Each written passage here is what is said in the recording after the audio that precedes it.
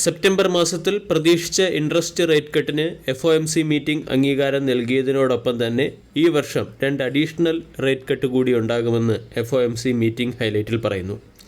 ഇതിൻ്റെ പശ്ചാത്തലത്തിൽ കഴിഞ്ഞ ദിവസം അമേരിക്കൻ മാർക്കറ്റ് മിക്സഡ് പെർഫോമൻസ് കാഴ്ചവെച്ചു.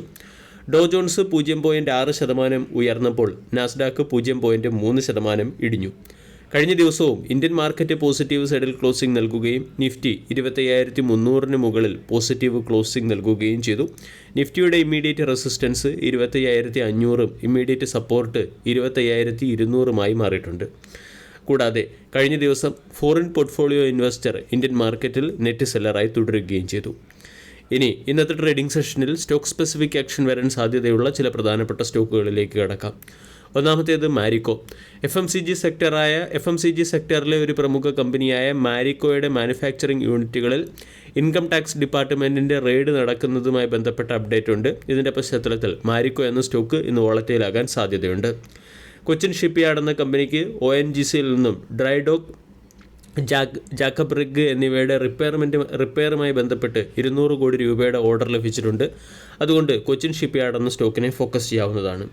കൂടാതെ TVS മോട്ടോർ ഒരു പുതിയ CNG 3-വീലർ ലോഞ്ച് ചെയ്തു. ഇതിൻ്റെ പശ്ചാത്തലത്തിൽ TVS മോട്ടോർ എന്ന സ്റ്റോക്കിനെയും ഫോക്കസ് ചെയ്യാം. യെസ് ബാങ്കിൻ്റെ ഷെയറുകൾ ഫെഡറൽ ബാങ്കും ബന്ധൻ ബാങ്കും സെൽ ചെയ്തിട്ടുണ്ട്. ബന്ധൻ ബാങ്ക് യെസ് ബാങ്കിലുള്ള സ്റ്റേക്ക് ഹോൾഡിംഗ് 0.7 നിന്നും 0.21% കുറയ്ക്കുകയും ഏകദേശം 15 കോടി ഷെയറുകൾ 21 രൂപ 50 പൈസ പെർ ഷെയർ എന്ന റേറ്റിൽ സെൽ ചെയ്യുകയും ചെയ്തു. ഫെഡറൽ ബാങ്കും ബന്ധൻ ബാങ്ക് യെസ് ബാങ്കിൻ്റെ 16 കോടി ഷെയറുകൾ 21 രൂപ 50 പൈസ പെർ ഷെയർ എന്ന റേറ്റിൽ സെൽ ചെയ്തു. റെയിൽടെൽ കോർപ്പറേഷന് 106 കോടി രൂപയുടെ ഓർഡർ ബീഹാർ എഡ്യൂക്കേഷൻ ബോർഡിയുടെ സൈഡിൽ നിന്നും ലഭിച്ചിട്ടുണ്ട്. കൂടാതെ ബജാജ് ഫിൻസർവ് എന്ന കമ്പനിയുടെ ബിസിനസ് അപ്ഡേറ്റ് പുറത്തു വന്നിട്ടുണ്ട്. 2029 ടോട്ടൽ ഇൻകത്തിൽ 20 മുതൽ 22% വർധനവ് കൊണ്ടുവരാനാണ് കമ്പനി ലക്ഷ്യമിടുന്നത്. ടോട്ടൽ ഇൻകമായി ലക്ഷ്യമിടുന്നത് 3 ലക്ഷം കോടിക്ക് മുകളിലാണ്. കമ്പനിയുടെ പ്രോഫിറ്റ് 18 മുതൽ 22% വളർന്ന് 20,000 കോടിക്ക് മുകളിലേക്ക് എത്തുമെന്ന് കമ്പനി പ്രതീക്ഷിക്കുന്നു.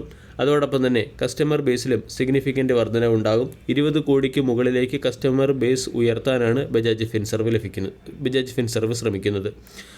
ആവാസ് ഫിനാൻസിയേഴ്സ് എന്ന സ്റ്റോക്കിനെയും ഇന്ന് ഫോക്കസ് ചെയ്യാം.